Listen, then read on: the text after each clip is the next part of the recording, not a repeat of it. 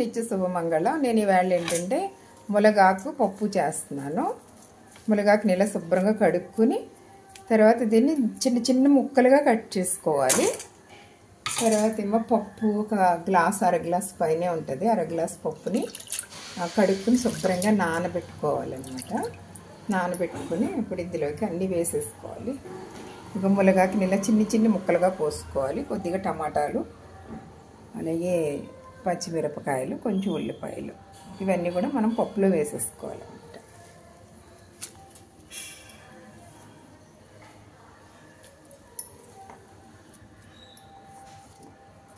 ఒకేసారి వేసేసుకోవాలి. ములగాకు చాలా ఆరోగ్యానికి చాలా మంచిది.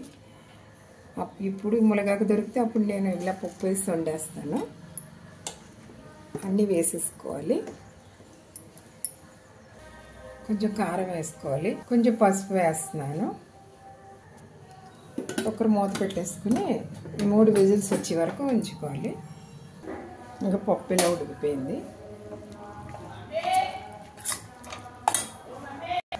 కొద్దిగా సాల్ట్ వేసుకుని పప్పుని శుభ్రంగా పప్పు గుత్తితో ఇలా ప్రెస్ చేసుకోవాలి.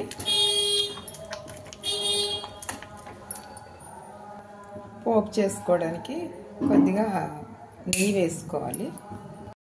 తాలింపు సరుకులు వేసుకోవాలి. మినపప్పు, శనగపప్పు, జీలకర్ర, చిల్లీ ఫ్లేక్స్ అన్నీ కలిపేసుకుంటాను. నేను కలిపేసుకున్న దాంట్లో వేసుకుంటాను.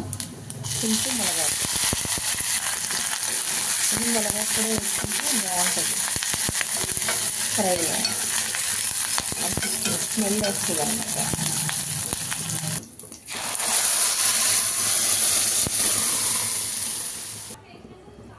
ములగాకు టమాటా పప్పు చాలా అంటే చాలా టేస్టీగా ఉంటుంది. ఓకేనా? మంగళం నిత్య శుభమంగళం.